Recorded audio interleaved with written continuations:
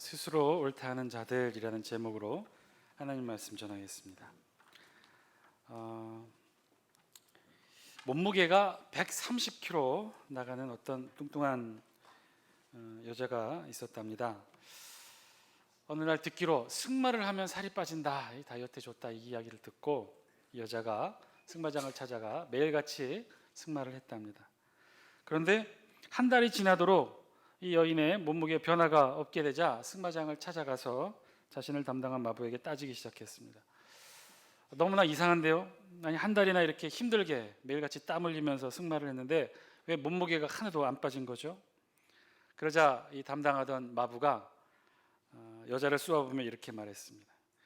그렇군요. 정말 이상하네요.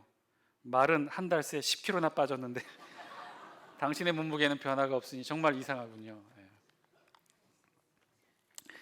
여러분, 사람 생각이 참 다르죠? 다 다른 생각들을 가지고 있어요. 서로가 갖고 있는 생각이 너무나 달라요. 내 생각이 다르고 상대방의 생각이 다르고, 물건을 파는 사람 생각 다르고 물건을 사는 사람 생각 다 다른 것이죠. 같을 수가 없어요. 각자의 입장이 있는 것이고 각자의 처해진 상황이 있는 것입니다.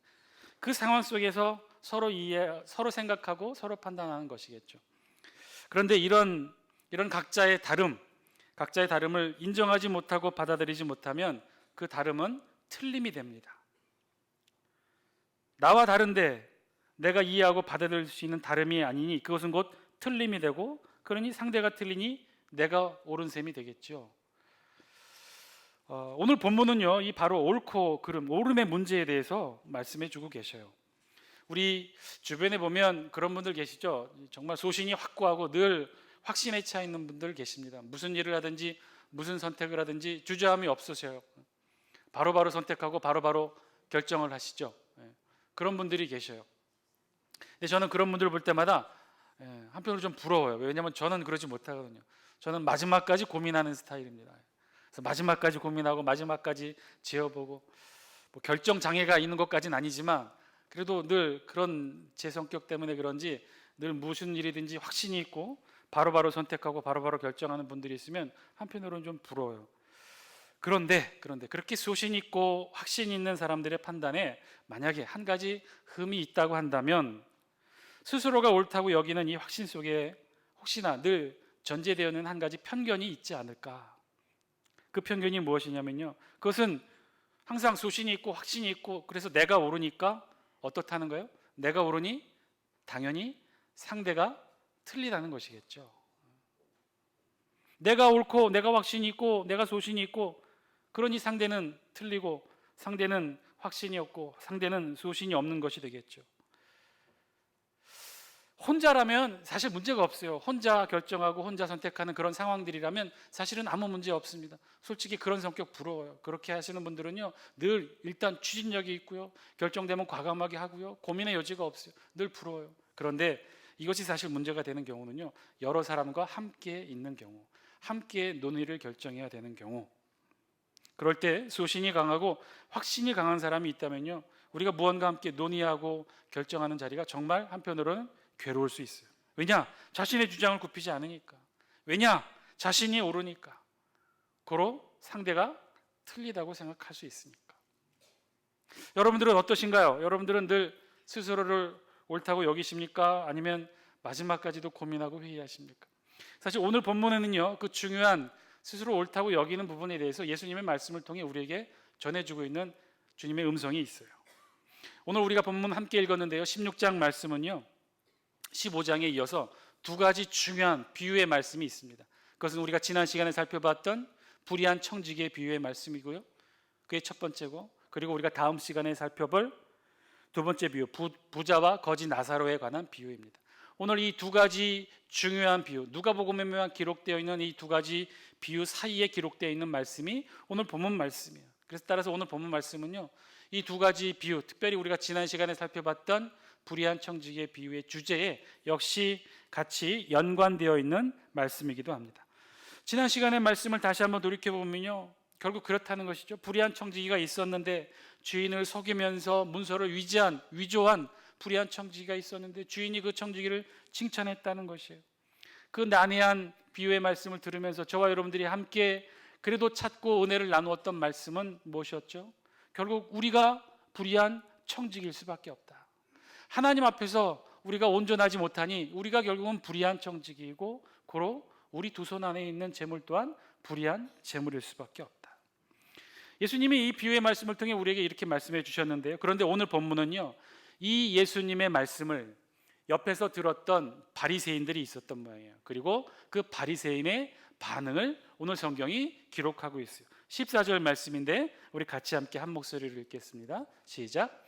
바리새인들은 돈을 좋아하는 자들이라 이 모든 것을 듣고 비웃거늘. 아멘. 바리새인들이 들었어요. 예수님의 비유의 말씀을 들었어요. 불의한 청지기의 비유의 말씀을 들었어요.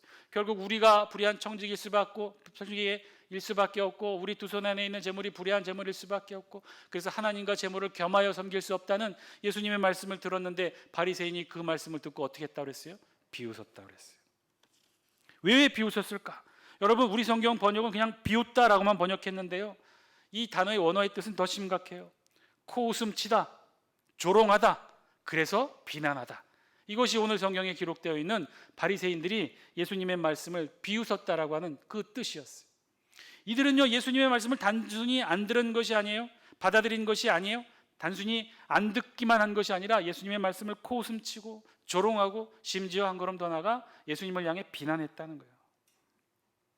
왜 이들이 이렇게 했을까? 어떤 부분에 이들의 마음을 이렇게 거슬리게 했을까?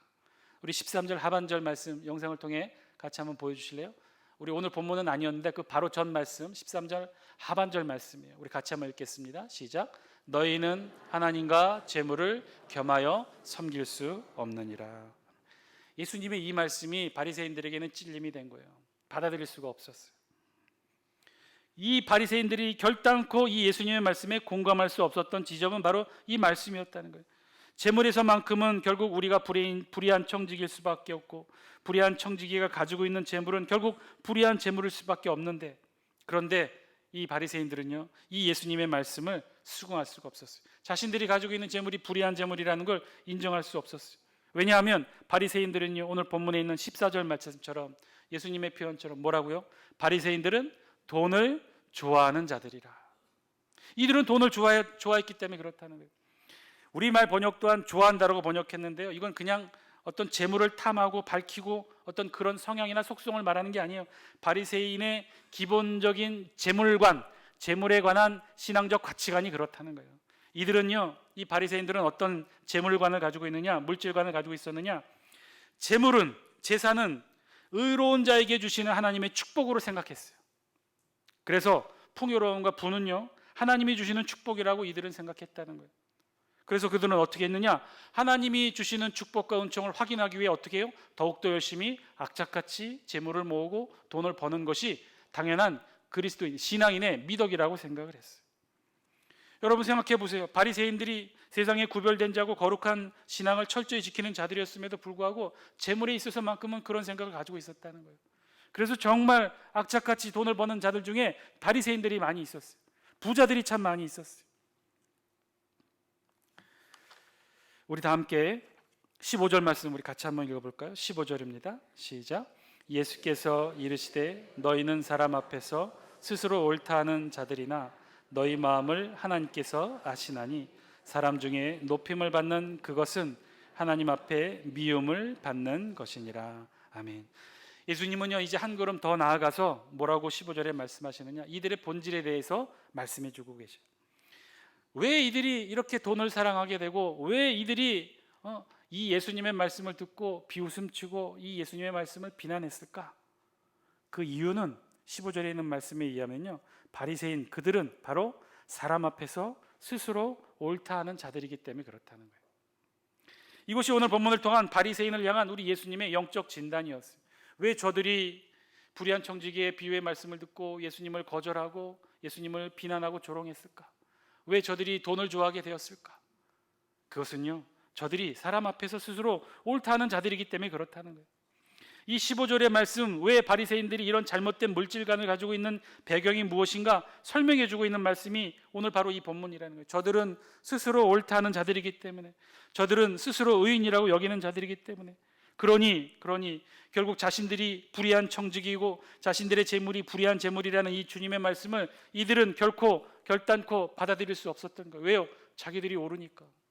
자기들은 결코 불의한 청지기일 수 없으니까. 자기들은 신실한 청지기일 수밖에 없으니까. 자신들이 가지고 있는 재물은 불의한 재물일 수 없으니까. 자신들이 가지고 있는 재물은 하나님이 나를 사랑한 축복의 결과라고 생각했기 때문에 그들은 예수님의 말씀을 받아들일 수 없었어요. 유대의 역사가 요세푸스의 증언에 의하면 이 바리새인들의 습성 중에 하나가 어떤 습성이 있냐면요, 이 바리새인들은요 늘 성경책과 함께 노트 한 권을 가지고 다녔다고 해요. 노트, 좀 두툼한 노트. 이 노트에는, 이 수첩에는 뭘 적었느냐, 자신이 금식한 날의 횟수, 언제부터 언제까지 금식했는지, 자신이 구제한 횟수, 언제 구제 헌금을 했는지, 언제 누구를 도와줬는지, 자신이 선행을 한 횟수, 자신이 언제 누군가를 도와줬고 언제 무엇을 도와줬는지를 빼곡히 적어나가는 그런 선행 수첩을 늘 항상 성경책과 함께 가지고 다녔다는 거예요. 그래서 사람들 앞에 성경책과 함께 자신의 신앙을 증거할 때 늘 펼쳐 보였다는 거예요. 내가 얼마나 많이 금식했고 얼마나 많이 구제했고 얼마나 많이 선행을 했는지 아느냐. 한 걸음 더 나가서 이들은요, 기도할 때도 한편으로는 앞에 성경책을 펴놓고 한편으로는 이 선행 수첩을 펼쳐놓고 하나님 앞에 그렇게 기도했다는 거예요. 보시죠, 하나님, 내가 이렇게 선행했습니다. 내가 이렇게 금식했습니다. 내가 이렇게 구제했습니다. 그러니 오히려 하나님이 이 수첩에 적혀있는 횟수만큼 나에게 의를 빚으신 겁니다. 이들의 신학관, 이들의 신앙적 가치관, 이러했다는 거예요. 여러분 상상이 되십니까? 도대체 이 세상에 어떤 자가 하나님 앞에 선행수첩을 펼쳐놓고 내가 이렇게 선행을 했습니다, 내가 이렇게 의롭습니다 라고 말할 수 있었을까요? 한 걸음 더 나가서 이들은 도대체 이 자신감이 어디서 나오는 걸까요? 도대체 이런 자신감을 가지고 어떻게 하나님 앞에 선행수첩을 펼쳐보이며 자신이 의롭다고 세상과 하나님 앞에 자신을 증거할 수 있었을까요? 이유는 단 하나예요. 그것은 다름 아닌 율법에 있었어요.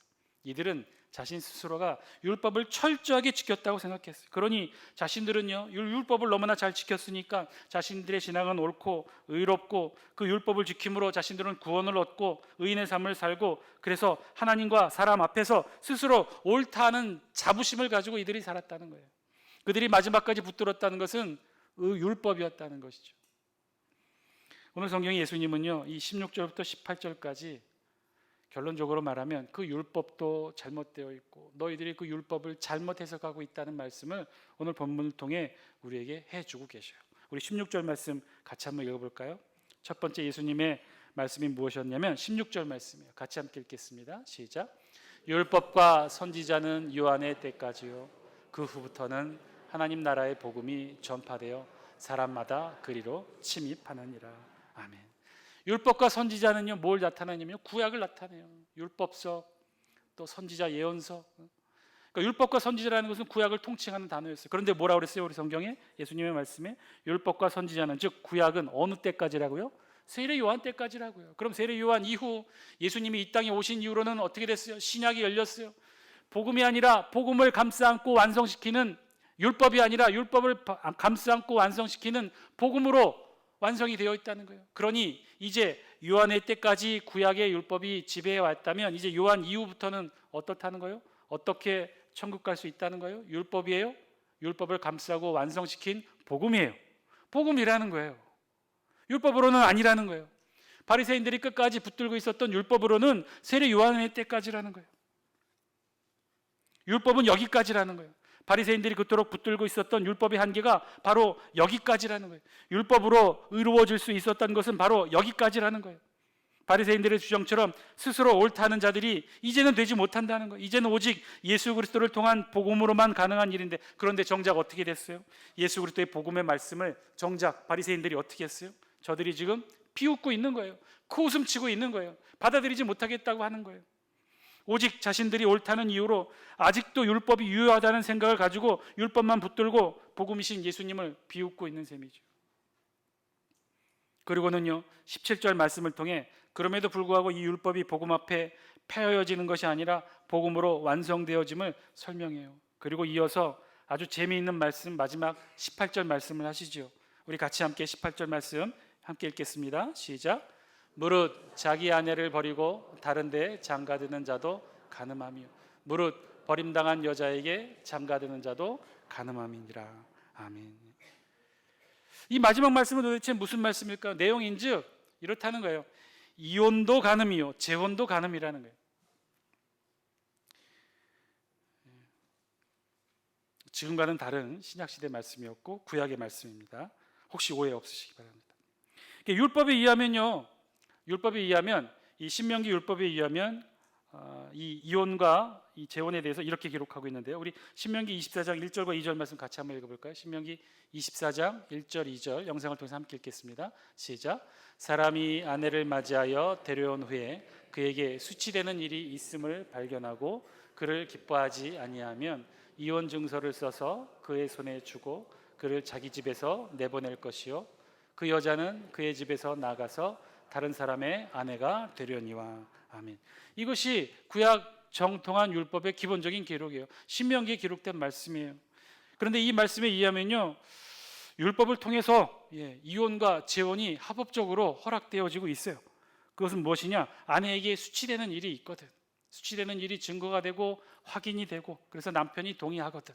그러면 남편이 어떻게 하느냐? 이혼 증서를 써서 여인에게 주어 이혼할 수 있고 여인은 남편이 써준 이혼 증서만 있으면 어디든지 재혼할 수 있다. 이것이 당시 율법의 말씀이었어요. 그런데 당시 이 바리새인들은요, 이 율법 규정을 어떻게 해석했느냐? 악용했다는 거예요. 정당한 사유가 없이도 이혼 증서만 써주면 이혼해도 된다라고 생각을 했어요. 그래서 바리새파의 한 분파인 힐레라파 사람들은요, 어떻게까지 이 부분을 해석했냐면 남편이 이혼 의사를 가지고 있으면, 여인이 수치스러운 일의 유무와 상관없이 그냥 남편이 이혼 의사를 가지고 있으면 언제든지 이혼할 수 있다라고 그렇게까지 해석을 했어요. 심지어 부인이 음식 솜씨가 마음에 들지 않아도 이것이 이혼 사유가 됐고요. 심지어 부인의 목소리가 커서 담장 밖으로 여인의 목소리가 나가게 된다고 하더라도 이것이 이혼 사유가 됐다는 거예요. 그래서 합법적으로 이혼할 수 있었어요. 남편이 이혼 증서를 써요. 이혼 사유에 여자가 음식 솜씨이 마음에 안 들어서 이혼한다. 그럼 그게 이혼 증서가 되는 거예요. 그걸 여인에게 주면 여인을 내보낼 수 있고 자신은 어떻게 해요? 또 젊은 여자 만나서 새 장가를 들 수 있었다는 거예요. 그렇게 당시에 바리새인들이 율법을 그렇게 악용해 왔다는 거예요. 결국 그들이 붙들고 있었던 율법의 말씀, 정말 하나님 앞에서조차 자신들이 의롭다고 하고 선행수첩을 펼쳐놓고 하나님 앞에서 기도했던 이들이 믿고 있었던 것이 이 율법의 말씀인데 결국 이들은요, 이 율법 말씀조차도 자신들의 생각과 의지로 악용했다는 거예요. 악용. 예수님이 그 사실을 오늘 말씀을 통해 증거하고 계신 거죠. 예수님의 입장에서는요, 무릇 자기 아내를 버리고 다른 데 장가드는 자는 다 간음한 것이고 무릇 버림당한 여자에게 장가드는 자도 간음했다고 그랬어요. 다 간음이라는 거예요. 아내를 버린 것 간음이라는 것이고요, 혼인한 경력이 있는 여인과 재혼하는 것도 간음한 것이래. 이혼 증서의 유무에 상관없이 너희가 율법을 어떻게 해석하든지 너희 바리새인들이여, 스스로 옳다 하는 자들이여, 너희 모두 다 간음한 자들이다. 율법을 믿고 그 율법을 근거로 스스로 옳다 하는 자들, 너희 모두는 다 그 율법에 위배된 자들이고 간음한 자들이라는 거예요. 그런 너희 모두는 그래서 하나님 앞에 미움을 받게 된다. 우리 15절 말씀 영상을 통해 다시 한번 읽겠습니다. 시작.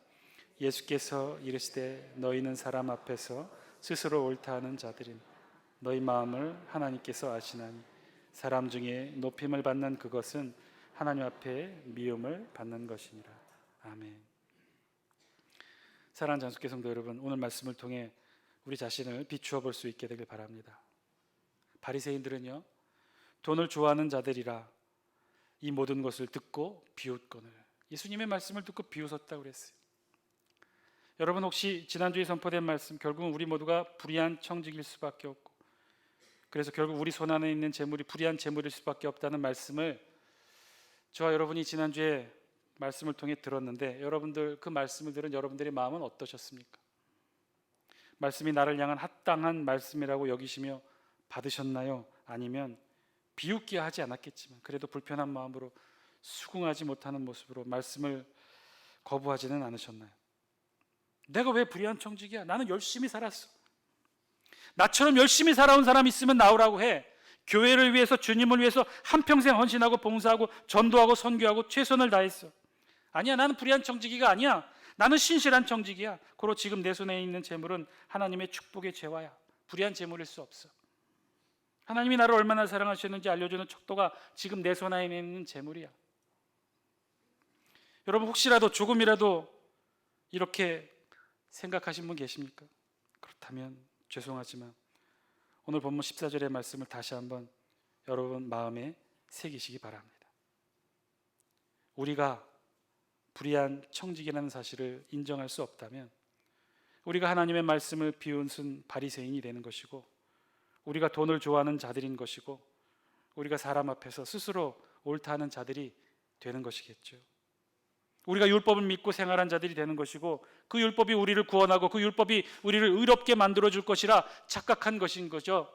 주일 성수 잘하고 헌금 잘하고 적당히 교회에서 봉사하고 그러면 나는 천국 갈 것이고 나는 의로운 사람이고 그러므로 나는 불의한 청지기가 아니라 신실한 청지기다라고 잘못 생각할 수 있다는 거예요. 아니요, 그렇지 않습니다. 저와 여러분 조금만 더 솔직해집시다. 오늘 성경을 통해 들려지는 하나님의 음성에 조금만 더 귀 기울입시다. 조금만 더 마음을 열고 조금만 더 우리 영혼을 열고 말씀을 귀 기울입시다. 지금 모든 말씀이 우리를 향하고 있지 않습니까? 말씀을 통해 보여지는 모습이 사실 다 우리의 모습을 드러내고 있지 않습니까? 성경에는요, 바리새인, 서기관, 율법교사, 무지한 백성들로 표현되고 있지만 성경에 나온 사람들이 그래서 다 나쁜 자들이고 지옥 갈 나쁜 자들이고 그래서 나와는 무관하다고, 그래서 나를 향한 말씀이 절대로 아니라고 우리의 귀를 막고 우리 영혼의 귀를 막고 있지는 않습니까? 오직 축복의 말씀에만 우리 귀 기울이고 듣고 있지는 않습니까? 그렇지가 않다는 거예요. 사랑하는 장수교 성도 여러분, 다 나를 향한 말씀이고 우리를 향한 말씀인 줄 믿습니다. 성경이 불의한 청지기라고 말하고 있고요, 성경이 우리를 향해 스스로 옳다는 자들이라 말씀하고 있다는 거예요. 사랑하는 장수교 성도 여러분, 말씀을 통해 주시는 하나님의 음성에 귀 기울이시고 이제 말씀을 받아들이시는 저와 여러분들이 되기를 바랍니다.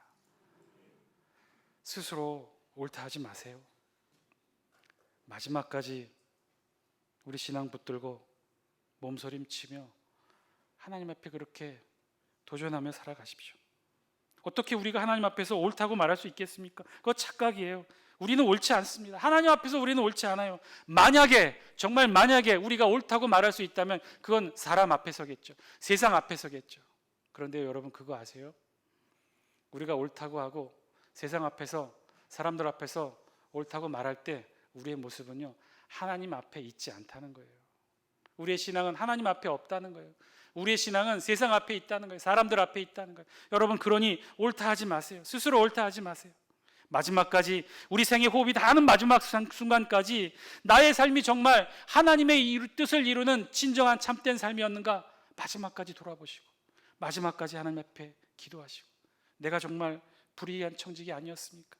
내가 세상과 하나님 앞에서 스스로 옳다 하는 자가 아니었습니까? 늘 되묻고 하나님 앞에 기도하고 부르짖는 저와 여러분들의 그러한 신앙의 모습이 되시기를 주의 이름으로 간절히 축원드립니다. 우리 함께 기도드리겠습니다.